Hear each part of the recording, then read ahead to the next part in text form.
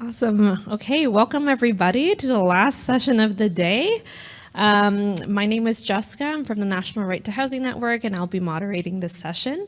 But first, just before we begin, I'd like to acknowledge that we are on the traditional unceded and unsurrendered territory of the Ashenafe Algonquin people who have inhabited and cared for these lands long before today. We take this time to show our gratitude and respect to them and to the land that provides for us all, trees that give us shade, water, and food to sustain us, and the paths to connect us. As an uninvited guest in this territory, I recognize the Algonquins as the rightful keepers and defenders of the Ottawa River watershed, and I am deeply grateful for the ongoing efforts of the land and water protectors who care for Turtle Island. I invite us all to thoughtfully reflect on the disproportionate experiences faced by First Nations, Inuit, and Métis peoples, particularly concerning their right to housing, especially as we engage in discussions throughout this conference. I'll introduce the first presenters. We do have 3 presentations today. The first presentation will be guided by Cathy Fournier, from the Senior Researcher of Indigenous Homelessness from the Canadian Observatory on Homelessness, as well as Betty Edel, the Director of Housing Supports from End Homelessness, Winnipeg. Thank you. Thank you, everybody. Thanks for coming, for the little bit of applause. Yeah. Go, Cathy, go. No. Okay, let's begin. Yeah, thank you. That's better. Set the tone. So, yes, thank you. I'm Cathy. I am the Senior Researcher at the Canadian Observatory on Homelessness, and we work with Indigenous community partners and Indigenous Advisory Council. And so this project is one of the projects that we've been working on. So this was a nationwide study looking at the experiences of Indigenous people, lived and living experiences of homelessness. So we wanted to look at, what those experiences were like, what the causes of their homelessness in particular was, and then looking at, how can we prevent Indigenous homelessness. So for this presentation, I'm going to do the first part, talking about the study and some of the themes related to causes, and then Betty is going to come up and connect things to prevention. So we're still in the process of looking at all of the information. So what we did was we gathered stories, and in terms of our analysis, or looking at what the themes were, we broke things down, but then we really tried to reconnect and make those stories whole again, while understanding what the underlying things people were saying were. So before we start, I think I wanted to start with this quote, which is by a colleague of mine, Michaela Gabriel. She's a Mi'kmaq scholar. And so, she points out to say that, the Indigenous housing crisis is it's not just a modern problem, right? It's something that has been, Indigenous peoples have been having a housing crisis for over 500 years. And so this is the result of displacement, forced relocation, the construction of the reserve system.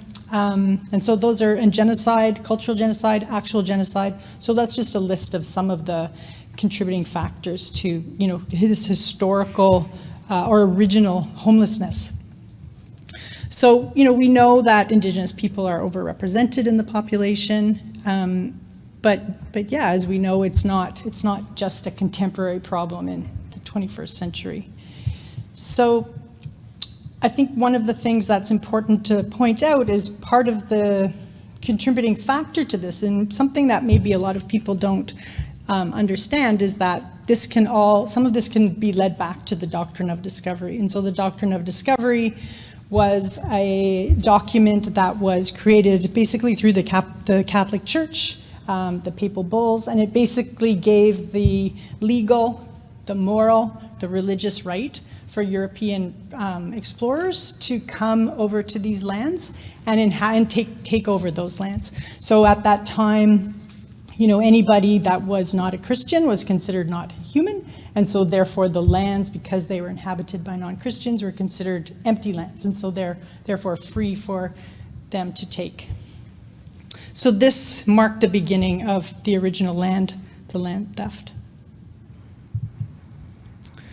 So, yeah, the title of the project was decided upon by our Indigenous Advisory Council, and I think that, we want to forefront the fact that communities at the heart of this, at the forefront of this, Indigenous voices of lived experience are at the forefront of this, the heart of this project, and because we have no reconciliation without truths, and so that's, partly what, in this small way, we try to learn about people's truths. And so I think that, in that way, then this highlights what we found out because it was a national study looking at, we talked to people from all over Canada, except for a few different free provinces like PEI. There was a little bit less representation there, and in Newfoundland. But I think what this highlights is the ongoing impact of colonization. Because we're not just hearing these stories at the local level, right? We're hearing the same stories all across Canada. So, and we can connect those to ongoing colonization, colonialism, and systemic racism. And Betty's going to talk more about, that kind of systems piece. So just quickly, we talked to 33 people with lived or living experience. We also talked to service providers and support staff. And as I said, we did use a story gathering approach. So in both our, collecting and hearing stories, but then trying to understand what people, the themes that people were saying. So I'm going to just talk about some of the causes that through this project, the projects that came up. So I think that one thing we also wanted to highlight is that, maybe some of these themes are they're not new, they're things that we have heard before, but, we want to, first of all, honor the stories that people shared with us, and people were very, generous in sharing their pain, their story of their own personal pain, their family's pain. And so their stories and their experiences are unique, right? So, we want to draw attention to to understanding that.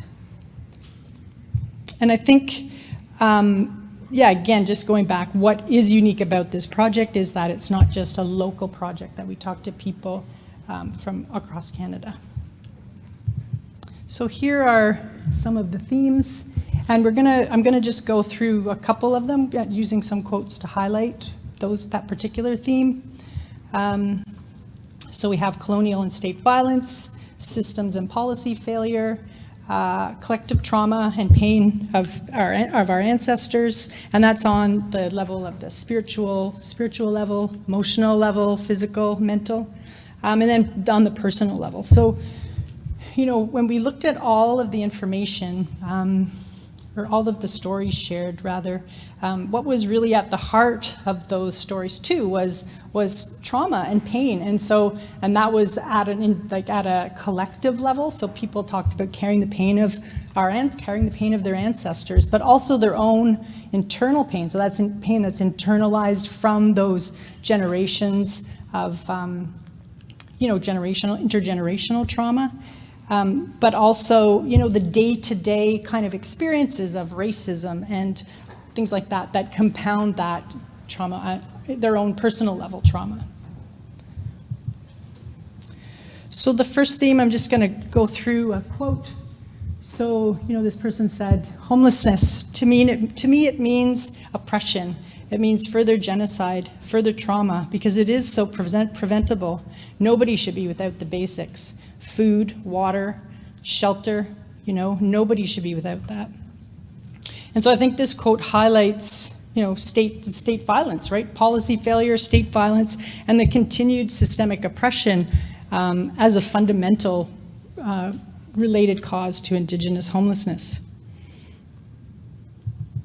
So the next, so this is what I was talking about, that underlying theme of, of collective pain. It was another one that came. I'm not going to go through a quote about that just in terms of time, but we will go through a couple quotes based on people's own personal experiences of pain and trauma. And so this person says, I was raised in the system, the child and family services, and I witnessed a lot of violence growing up, a lot of drug and alcohol use. That's what I thought was normal when I was growing up. So that just led me to a path that I never thought I'd take in my case.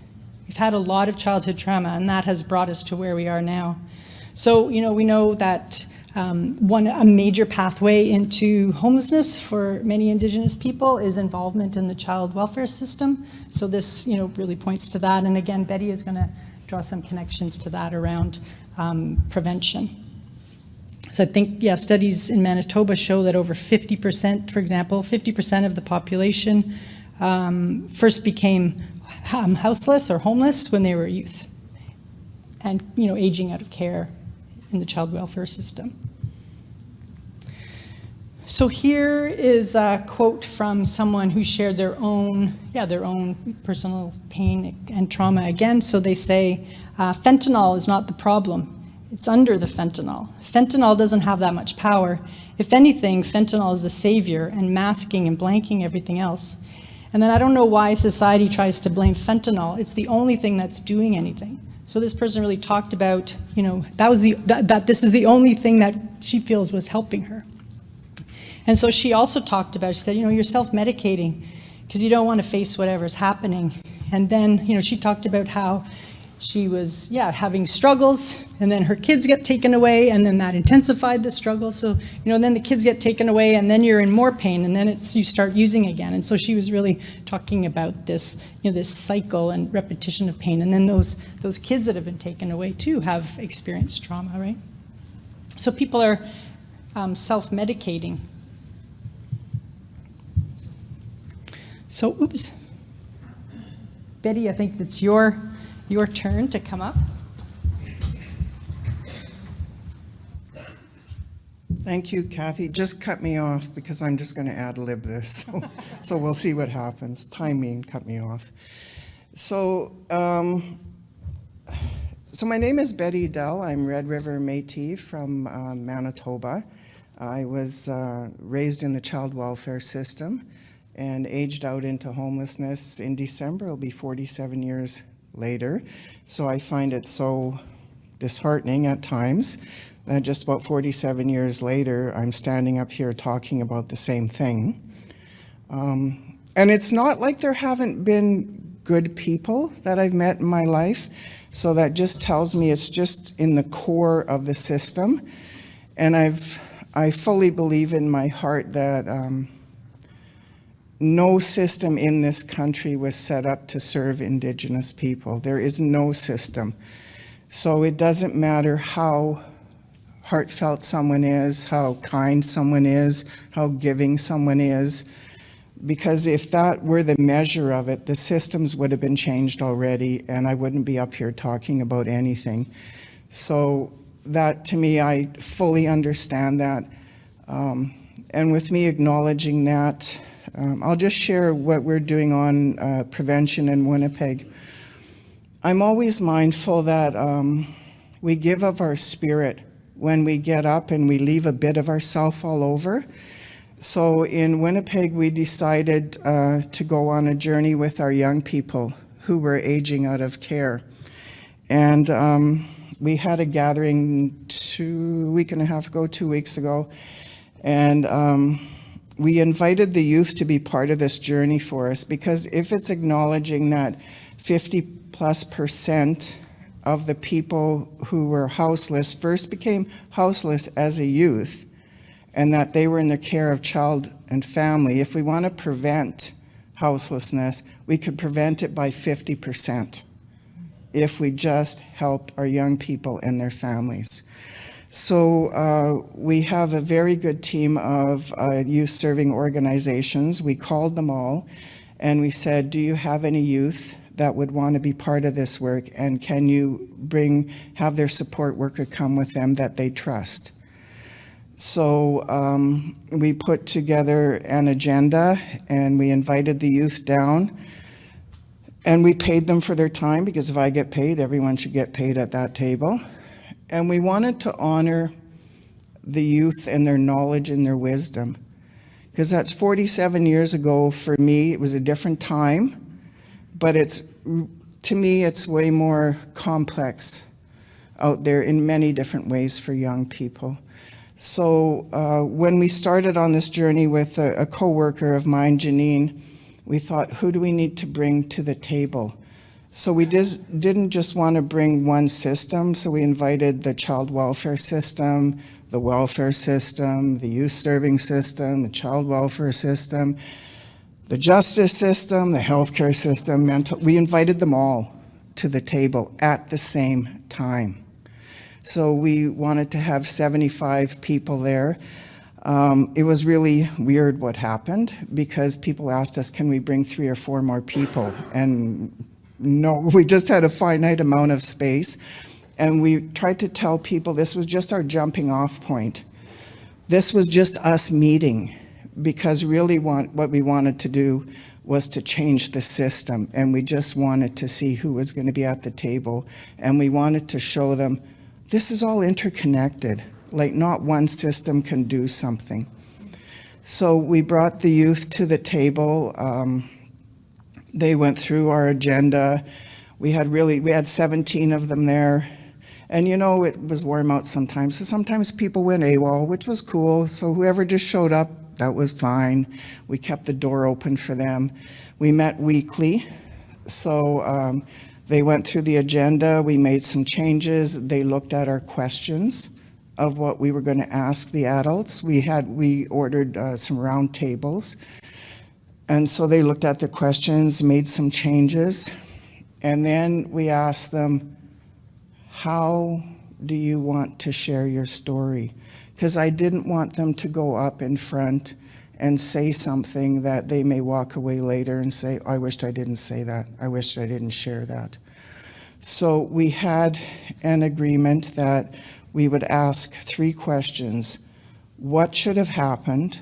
When should have happened? And who should have been there to help you with it? So we recorded it. And then we had the youth look at it before we put it up. So they gave the permission of whatever was going to be out there. And we talked about not leaving spirit, because we don't owe people that. We don't owe people our pain to make them want to help us change stuff. So we had the event. We controlled who sat at the tables, because we didn't want anyone who knew each other to sit there and just talk about stuff. So we put all the different systems together. And there was a youth or 2 and their support worker at the table. So it was really good. I think the first day people were a little bit tense but we kept on saying, this ain't finger pointing. This is us having truthful conversations about what's going on for young people and has been going on for a long time. So the first day we had young people come and share cultural knowledge with us, because we wanted to show them this, like, we're not a bunch of needy people. Like, when you love someone and care for them, like, look at all the wonderful things that they can do and learn about culture and that. So every day it was different young people coming to share about that. We had 2 young MCs that did it. So we just want to really focus this on youth and show the power of youth. They don't need some adults up controlling all of this, so it was really quite powerful. And then at the end of it, when it was over on the 3rd day, we had 1 evening and 2 full days, we asked people, who's coming on this journey with us? And so people had to write who was going to stay on the journey with us and what were they going to do, because we needed commitment.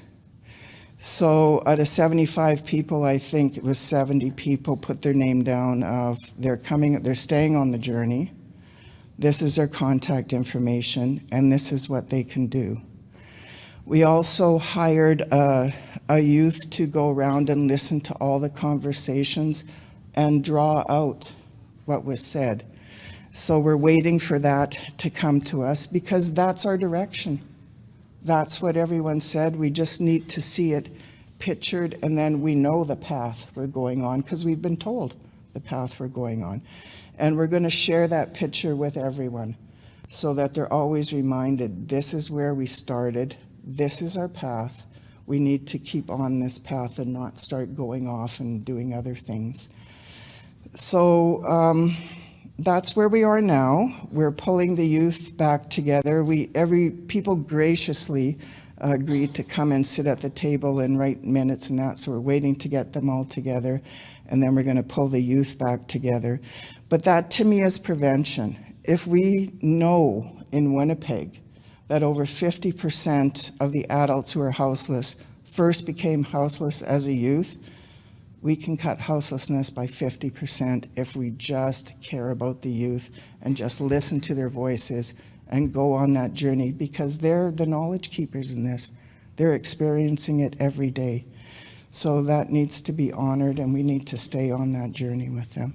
So that is our way of honoring of what's going on, because we shouldn't have to keep telling the same stories over and over and over, and then we get nowhere. So we need to really look at system change and how they're all interconnected, and we need to have truth-telling and not have defense, that not blaming anyone, but this is the truth, so what are we doing? What journey are we going on here? So that's our path. It's going to be systems change with the youth walking with us. So thank you.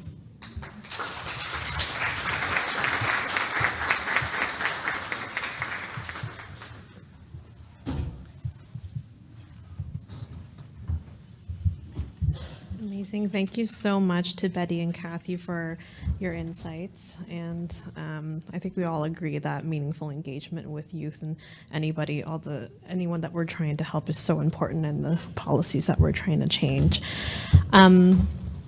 Okay, thank you so much. I'll move us on to our second presenter. Maybe we can leave the Q&A to the very end. So if you have questions for Cathy or Betty, just take a mental note, and then we can open it up at the Q&A at the end. So we'll move on to the second presentation. I'll invite Ashenafe Aboye from the Vancouver Aboriginal Friendship Center Society to do his presentation.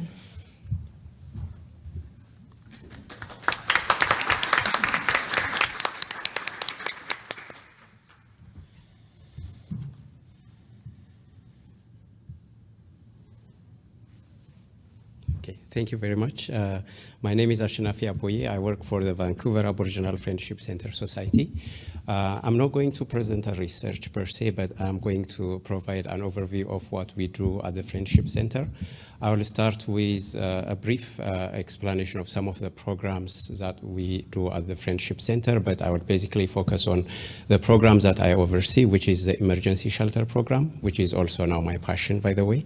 And then I will reflect on some of the highlights and lessons learned from doing this in the past couple of years. Before I delve into the presentation, I would like to acknowledge that I live on the traditional, ancestral, and unceded territories of the Musqueam, Squamish, and Tsleil-Waututh First Nations people.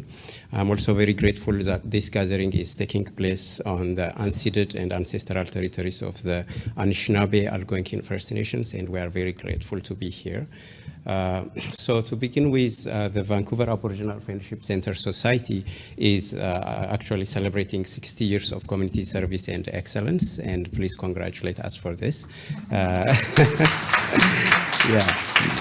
So saying that, I would also like to mention that our executive director, Susan Tatouche, is here with us. Also, our Reaching Home program manager is here. If you have any questions at the end of this presentation, they will be supporting me as well. Thank you.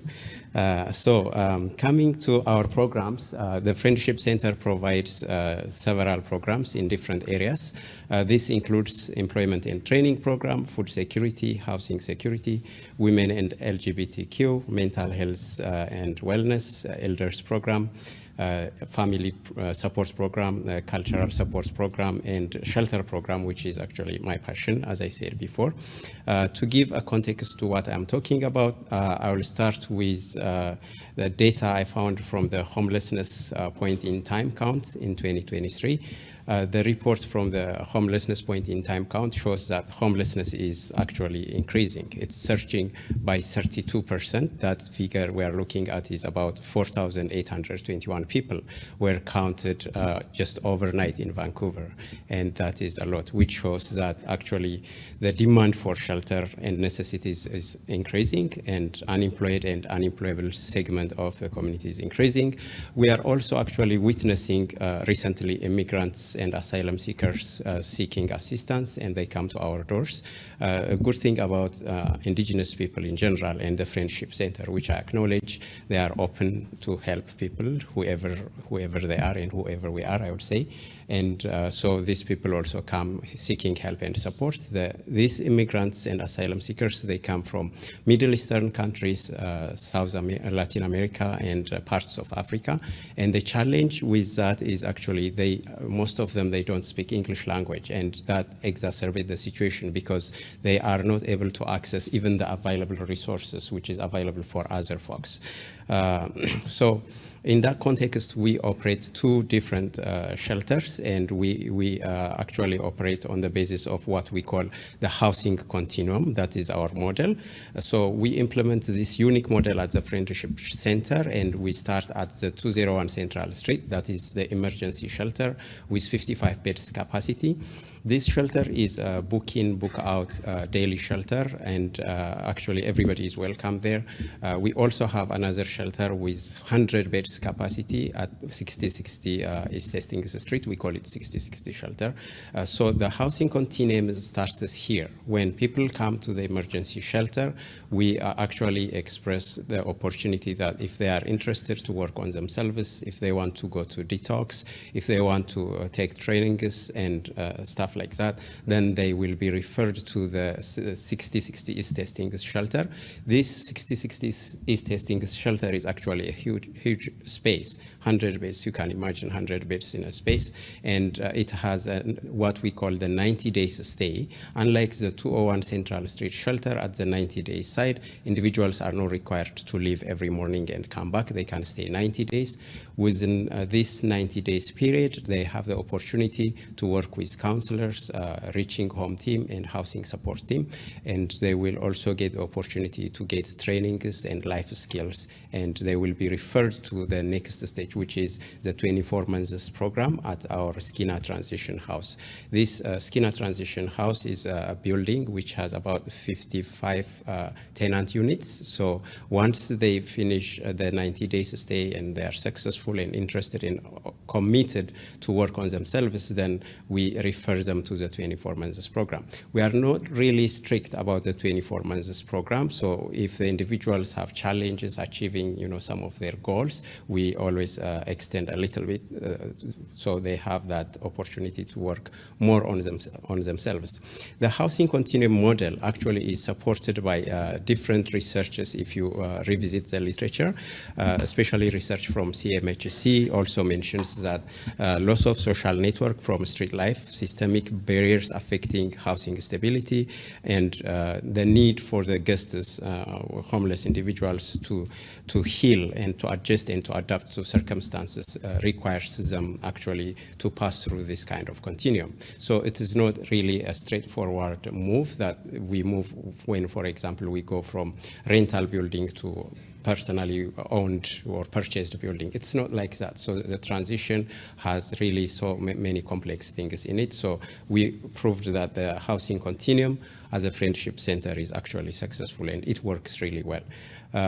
So that being said, from April 2023 to March 2024, just in about 1 year time, we have recorded a total of 20,764 beds occupancy. This is the number of people that we served with just 55 beds capacity in one of our shelters, and that is a lot. This means 99.4% of the total beds that were available within this period of time.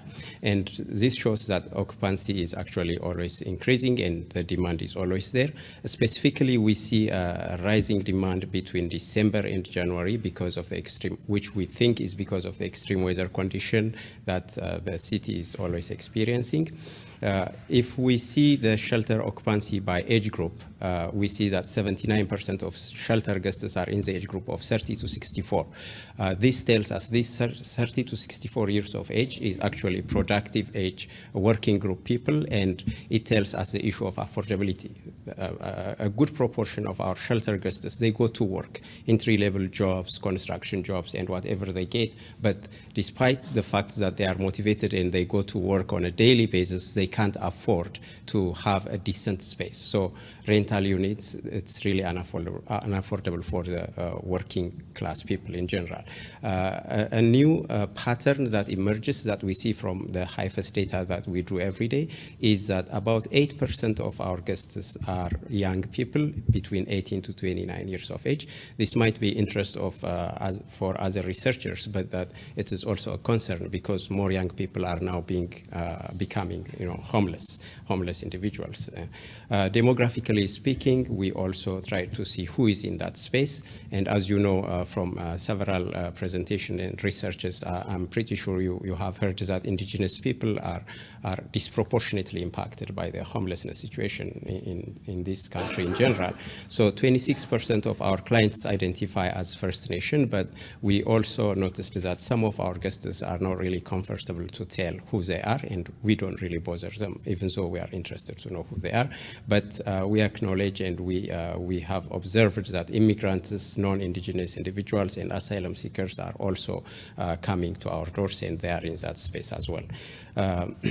In order to better support our guests, especially from the perspective of the emergency shelter program, we have nurtured partnerships with different organizations, governmental and non-governmental alike. And one area that is really a success story for us at the Vancouver Aboriginal Friendship Center Society is the food donation. That there are certain organizations like City Rich Care Society, which is a faith-based organization, and also Kingdom Acts Foundation.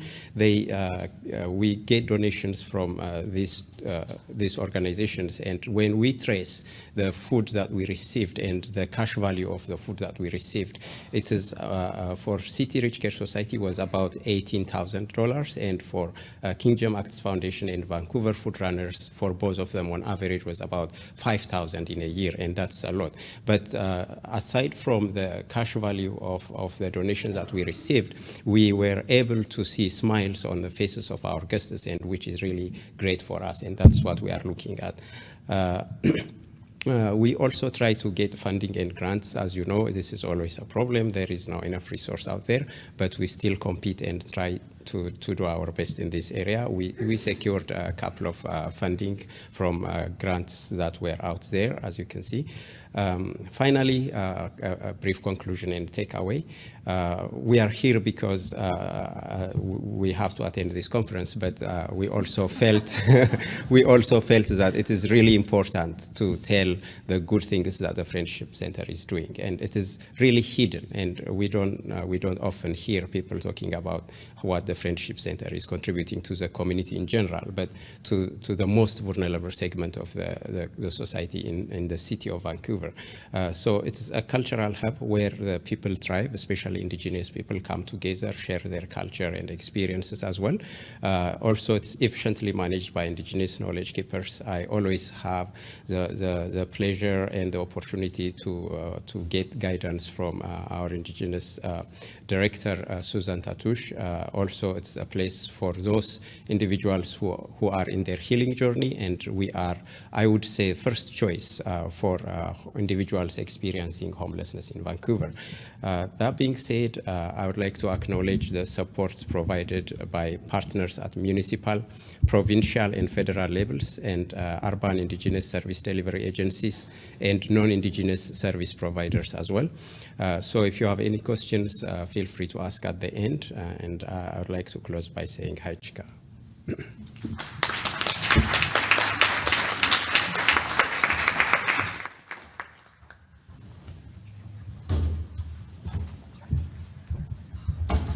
Okay, thank you so much. Your work is so important, and thank you for sharing that with us today. I'll move on to our final presentation, and our presenter is Taylor Muloin from the Ontario Federation of Indigenous Friendship Centers.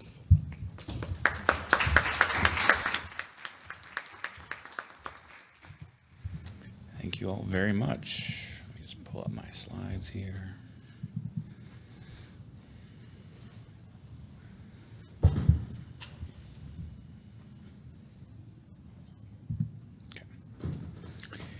So normally, when I start this presentation, I ask if you've heard of a friendship center, but I know that you have. So we're gonna skip that. I'm instead gonna ask who here, you can put your hand up, has been to a friendship center? You work for one, that counts. That's a pretty big turnout. So we're gonna go through what I'm calling friendship centers on the front lines of the housing crisis. To be clear, as we get started, I want to indicate that I'm from the Ontario Federation of Indigenous Friendship Centers, and I'm speaking about friendship centers in Ontario and in that context. I don't want to speak on behalf of friendship centers in other provinces or municipalities. They have their own successes and challenges, and I think there'll be a lot in common, but I don't speak for them, and I just want to make sure everyone knows that going forward. So, friendship centers in general, I think one of the key highlights is that they really started developing in the 1950s. They came out of the need for members of Indigenous communities who had moved into urban areas to have better opportunities for jobs, access to healthcare, et cetera, or they were, prevented from staying home for a variety of reasons, to come in, and they found commonality working together. They created their own spaces and basements, living rooms, etc., sewing circles, and provided care for each other through mutual aid first. Eventually, as time went on, they were able to get larger buildings and start to professionalize, and now we have programs and all the things that we're talking about. But it really came out of community grassroots, and friendship centers still hold that to this day. So today, they function as economic and social hubs as well that foster community growth and access programs for employment and housing that we're talking about. Idea incubators, cultural resurgence spots where we teach language, where people can access ceremony, and just safe havens for members of the community to come. And of course, in our work, we are status blind, and as my colleague was saying, we get many people coming to friendship centers who are not Indigenous, and they either come because they have nowhere else to go, or because they feel like the treatment they receive in an Indigenous space is kinder and more human-centric than it is when they go to mainstream services. So in Ontario, we have 31 friendship centers now. So 2 just actually developed in the last couple of years. As you see, there's a list of kind of program areas that they focus in. Not all friendship centers have every program. There are different sizes. Some are very small and kind of just still growing. Some are massive organizations in their communities. It's relevant to know too that, and this is a spot that I think won't surprise anyone in this room, but surprises people in a lot of rooms, is that over 88% of Indigenous people in Ontario live in urban settings. Oftentimes when the government is talking about Indigenous housing, they are focused on reserve housing, and those are key issues, and I do not want to take away from that at all, but there are many more Indigenous people living in urban spheres who need access to program and housing, and the government is not able to forget their responsibilities to them as well, just because they no longer live on a reserve. And friendship centers receive their mandates from their community. So there are community board of directors made up of community members directing kind of what the friendship center should be focused on, which comes now to us. What is the OFIFC? So the OFIFC exists to be kind of a central voice for friendship centers in Ontario, but it's very important to note that we do not make them answer to us. We are not a top-down approach. We've remained grassroots. Friendship centers are made up of their community members giving direction. Those friendship centers are our membership who give us direction on what we're talking about. And they tell us what issues we need to focus on.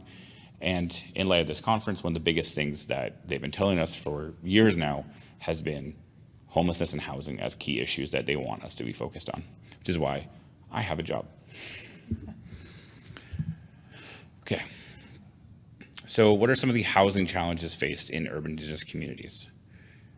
The violation of rights. One, the disproportionately high rates of homelessness among Indigenous people highlight a serious infringement on their right to adequate housing.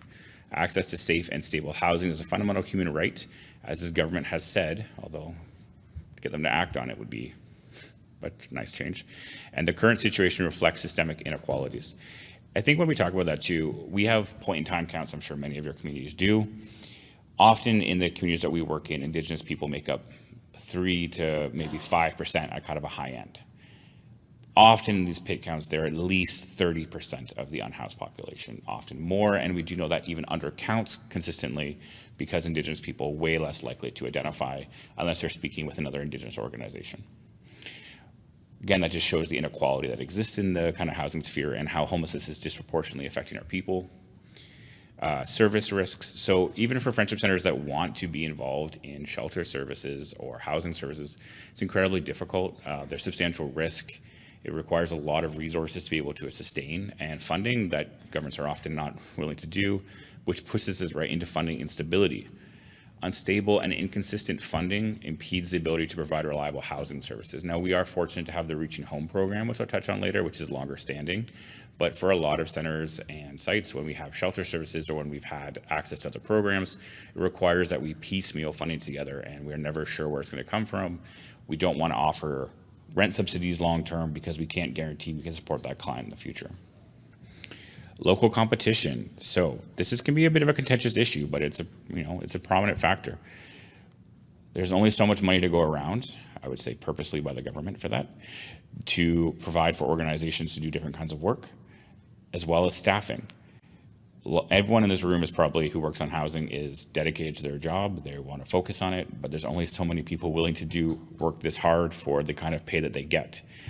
Every organization here, I'm sure, struggles with some kind of staffing, maintaining employees, employee burnout, accessing new talent, having people come in, which is not, the friendship centers are not exempt from that. Systemic barriers in the community, racism and NIMBYism. It's really hard to house people, especially if you have prominent Indigenous name.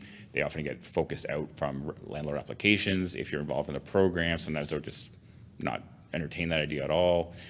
If you try to build housing projects, oftentimes they get pushback from the community. So it's just a reality that we unfortunately have to deal with. And then federal oversight. The federal government has really gone for the distinctions-based approach in the last couple of years, and I don't begrudge them that, but it's really left urban Indigenous people out of the conversation and has not made amendments to how we're going to keep Indigenous people living in cities accessing programs equally. So friendship centers and housing services. So housing initiatives, by 2025, half of all friendship centers will provide some kind of housing, homelessness, or shelter service, which I think is actually more of a condemnation of what's going on in the country right now than anything else. They're not doing it because they wanted to get into housing. They did it because their community is constantly coming to them in need, and so they need to provide something, not because we were looking to get into the housing business long term. Friendship centers are involved in 150 urban Indigenous housing units across the country right now, or province right now, and critical interventions around affordable cultural-based housing programs that we are provided at different communities at different levels. Some of them are through us, some of them are funded through Reaching Home and other municipal projects that certain friendship centers have with their communities.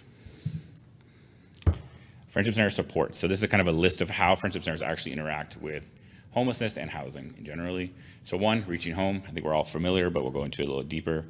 The Urban Indigenous Homeward Bound Project, affordable housing projects, wraparound supports, connection to culture, and development of partnerships. So the Urban Indigenous Homeward Bound Program, or UIHB program, I'm sure some of you went to my colleague's talk on this yesterday, where she went really in depth in it and was really great. It's a great program. So a quick overview for those who missed it. It's a 4-year program. It's focused on education and employment for Indigenous single mothers. They go into the program, they're able to access childcare, affordable housing, education, job skills, life skills, etc., and then graduate and move on to be self-sustaining. This program pays massive dividends in future as it impacts generational poverty and helps raise Indigenous families up, and is actually truly, I think, reconciliation in action as we try to right some of the economic wrongs that have kept Indigenous people down. We would love to see the program expand across communities, add into more sites, expand it to single fathers as well, because we only focus on single mothers right now. But unfortunately, funding has been hard to come by, and we've managed to scrape by year after year to fund what we have, but we don't have enough to expand. So we're hoping that changes, but long term, we have to make sure we can support the people going through the program now, and 4 years is a long time, and we don't ever want to earn a situation where the program ends and people have not been able to finish. Reaching Home, I'm sure many of you are familiar with Reaching Home, so I won't go too in depth, but most of our projects manifest in 3 ways. They're helping people access housing, so people who are unhoused, getting them into safe, stable housing. This is proving constantly more challenging as rental rates have gone up. There's lack of affordable housing. Landlords blacklist Indigenous clients constantly, but constantly workers are struggling every day to get people housed. Advocacy with landlords and helping people maintain their housing. I think that's one of our key success areas, is actually working to intervene on evictions before they happen, paying off arrears, providing supports, getting people involved in the center and giving them wraparound supports, putting them in an employment program so they can make more money or get training so they can afford the place they live. That works way better than trying to find someone a new unit these days. I'm sure many of you are familiar with that struggle. And then just general wraparound supports around food. Food insecurity is huge. People are coming in constantly without access to groceries, or they're choosing to, feed their kids or feed themselves, or to buy groceries or pay rent. So anything we can do to supply food, other hygiene items, clothing, all this type of stuff is really important to ensure that the community members can survive. And as most things have, everyone in the community is affected by high cost of living. Indigenous people have been affected even more. And then just generally cultural and social integration. If you come to the center and you are an unhoused person, you are given tea, you are given food, you are able to access culture, you can feel like part of the community, and you're not ostracized or looked down on or not spoken to. And people, even if they don't have much means, can still come in and take part in events, get a warm meal, get something to drink, and feel included, which I think is what makes the Indigenous approach more successful than a lot of its mainstream counterparts. So Friendship Center is engagement into housing. So we have a community-driven focus. Friendship Centers are constantly encouraged to pursue housing projects that align with the unique needs of their communities. So we have Friendship Centers who tell us their focus is youth. They want to make sure there's housing options for youth, and we work towards that. We have Friendship Centers say it's seniors housing. They're seeing too many seniors lose their housing, too many seniors not be able to make ends meet, so they focus there. Whether it be 2S LGBT youth or single moms, whoever it is, they look at their own community and ensure that they can provide what's needed. And they know their communities better than we do. We're based out of Toronto. We visit communities a lot, but we're not in those communities, so we listen to them tell us what they need. Diverse housing options. So projects range from single occupancy units to family homes. Sorry about that. Catering to the different demographics in a community and what they need. Program integration. So the best thing about a Friendship Center, what makes it magical to me, is that you might come in for one reason. Let's say you're coming in because you're at risk of losing your housing, so you come in. You're able to access cultural supports for families who are dealing with domestic violence. Children's programs are just there to keep kids active and engaged. Secondary school options, employment options, every different kind of program we have, or justice programs, all in one roof, and you don't have to be referred constantly everywhere else. You just know where you're going. We have a high degree for transitional models. A lot of the housing we're getting requested for, or projects that Friendship Center will take on, is transitional units to support people moving from being unhoused into maybe more stable life circumstances. Obviously, these are kind of a mild fix, but they're there for now. And then partnerships. One of our biggest partners is Ontario Aboriginal Housing Services that we are a founding member of, and we work with them constantly. They work on creating many of the housing units that Friendship Centers access, and Friendship Centers have constant local partnerships with the municipalities, housing providers, landlords, et cetera, to ensure that clients have access to units. We'll cover most of this already, but a lot of what happens is if you come to a Friendship Center, even for one thing, you're getting this constant wraparound support, and people stay engaged because of that. We only have specific homelessness programming in 13 project sites with over 9 communities. And some of those are delivery sites, so occasionally we work with another urban Indigenous organization to provide funding for a program to make sure a need is met. And with the rise of encampments across communities in Ontario, Friendship Centers have found themselves providing services and essential items and food to those living in encampments. This, again, was kind of something that wasn't happening before very often, but given the reality of the situation we find ourselves in, we've had to be flexible and adapt. affordable housing projects. We mostly work with partners to do this. Taking on any kind of housing projects is huge, but we have constant kind of growth and new housing projects are hitting the ground all the time. We have one in London that just broke ground, one in Sarnia that's happening, just growing communities across the board and accessing different kind of housing units. Supports for encampments. So again, as we kind of talk about, this is the newest phase of things. And I'm not sure if any of you read the news today, but our lovely Premier Doug Ford was talking about getting mayors of big cities to ask to use the notwithstanding clause to close encampments against court orders. Where will those people go? Probably to their friendship centers, which means we will have to put more funds and allocations there to support the kind of growing need. And encampments already exist as a failure of housing policy. You know, we don't have enough affordable housing to put people in units. Even when we have programs and funding to do so, those units don't exist.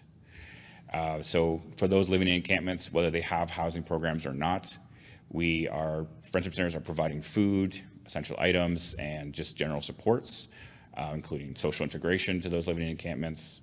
And the wraparound supports are just kind of the key element for why people are coming to friendship centers time after time. So some success stories to keep it a little more positive after my political comments. So in a new friendship center, which is in Cochrane, Ontario, they have some renovated apartment units they did over a building recently, and they also worked in a tri-partnership with their district social services advisory board and a private landlord of a motel to secure units that the DSAB was paying the rent towards. The landlord was keeping up to make sure that they were housable and clean and all that, that's other services. And the friendship center was taking unhoused residents, letting them stay there for 18 months, giving them wraparound supports while they're there, and then they can kind of move forward in their lives. It's been a really great project, keeps people out of the cold. If you've been to Cochrane in the winter, you know it is very cold. The Dryden Native Friendship Center and the Indigenous Friendship Center of Sault Ste. Marie, right there. Both centers secured 15 units through Ontario Aboriginal Housing Services by revamping an old school for women women and families in the Urban Indigenous Homeward Bound program. It's 4 years of subsidized housing for single moms and their children while they kind of work on improving their life circumstances. And again, the partnership made this possible. And these are the only two UIHB program out of the 7 we have that have their own housing, but our goal is to get it to 7 out of 7 soon. And then right here in the beautiful city of Ottawa, the Odawa Native Friendship Center has been super involved in outreach around homelessness for a long time. They provide the Odawa Bannock Bus, which delivers outreach support services to the homeless population, including hot meals, water, clothing, blankets, hygiene supplies, and that social connection. And they're out there in the streets constantly. There's also a drop-in center at 510 Rideau, so it's down the road, that they have people there constantly, and it's been life-saving for a lot of people. So what's the future of friendship centers? We're not going anywhere. The urban Indigenous community continues to grow. The Indigenous community continues to grow. Friendship centers get bigger all the time, and we're not going to stop working to help our people and make our communities better places. And just a reminder that our unhoused community members are still important and valued members of our communities, and friendship centers are going to always continue to provide available supports and integrate them into our communities so they feel welcome. Thank you very much.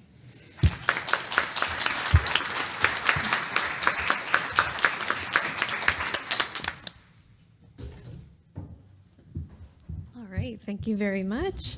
Admittedly, I think I was one of the very few people in the room that hasn't been to a friendship center, so I really appreciated you going with the basics and highlighting why these friendship centers are so crucial to our community, so thank you for that. Okay, those are some really great presentations. I'll open up the floor to begin our Q&A. Okay, I thought this was a wireless mic, it is not, so maybe... Oh, in the back. Okay, perfect. So I noticed the room's a bit long. So if you're in the back, maybe you can come up to the mic if you can to ask your questions. But anyone have any questions for our presenters?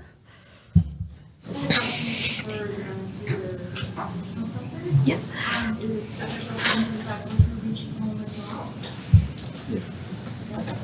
And how many people did you see come through the door and come through? Sorry, Well, I have a staff of 9, and they each have their own caseload. So it varies. They're continuously going back to back, so they see about each of them about 5 times a day. But that doesn't even include their walk-in. So their clients do are allowed to come and walk in. You just see them when they're finished there.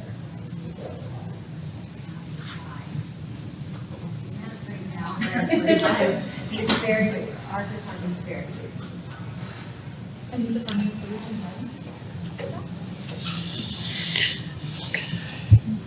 Anyone else have any questions? Yeah. Oh, okay. Right first and then over there. Yeah. Go ahead. Yeah. My right. Sorry. Yes. Thanks also to Premier in Ontario, but maybe also relevant to friends out in BC. Have you seen a correlation with access to safer supply and like housing stability or finding housing? I can start there, I guess. Hot takes will come. Yeah. Hot takes on harm reduction. So the question was if there's been a correlation between safe supply and stable housing.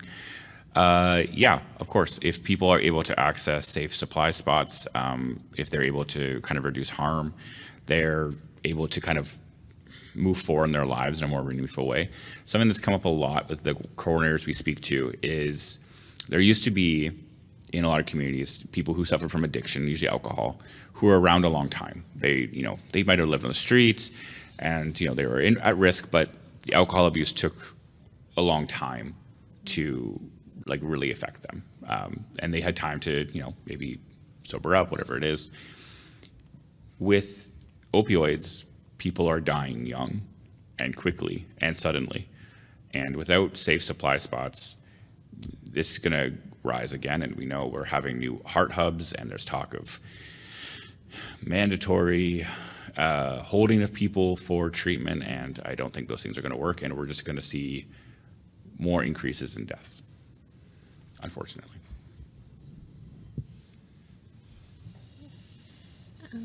We'll go over there, and I see one in the back, so we'll go after. Thank you so much to everybody for the presentations. They were wonderful. Really appreciated them. My question is actually for Taylor. You mentioned the Urban Indigenous Homelessness program, and I was wondering, is that provincial? Is it run by, or if I see is it federal? What is the nature of that program? Sure. So the Urban Indigenous Homeward Bound program is our version of a program that was originated by Wood Green in Toronto. They have a very limited scope. We added some more Indigenous kind of focus and approaches to it. We have it in 7 communities currently. We do not have sustained funding for it, despite all my proposal attempts.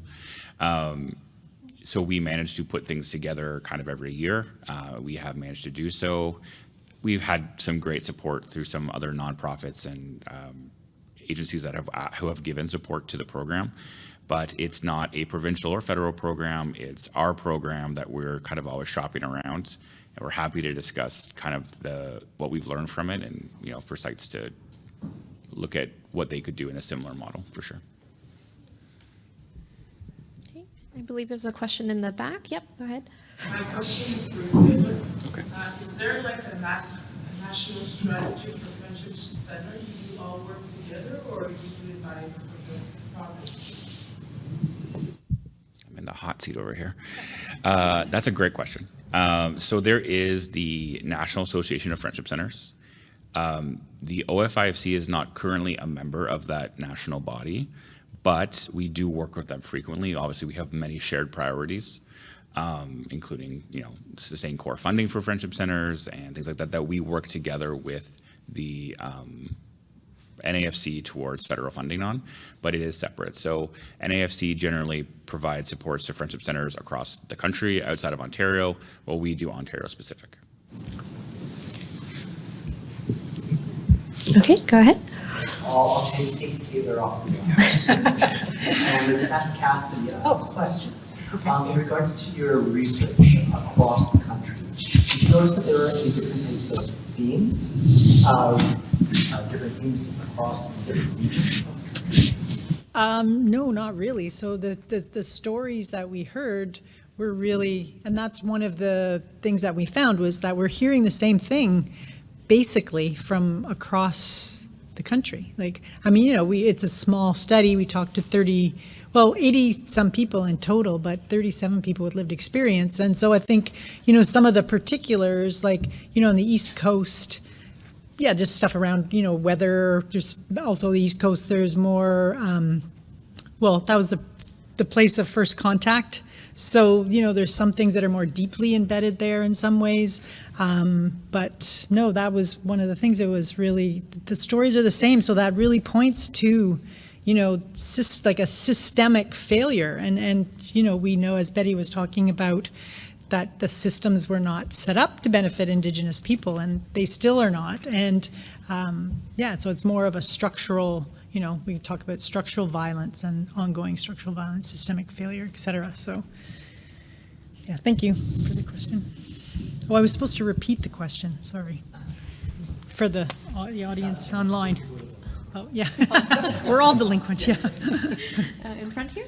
I have a question more for this lady with the Reaching Home Project in Vancouver. I'm wondering, do you find that the demand for your program is more than you can keep up with financially and look at the funding that you've secured for Reaching Home? I do, yes, but we do have to budget accordingly. But absolutely, I think for any program, more money would be better. Right. Hey. Any other questions from the crowd? Okay. I think that might be it. Any closing remarks from the presenters? Otherwise, we can wrap up. No? Okay, awesome. Thank you so much for the presenters. Thank you.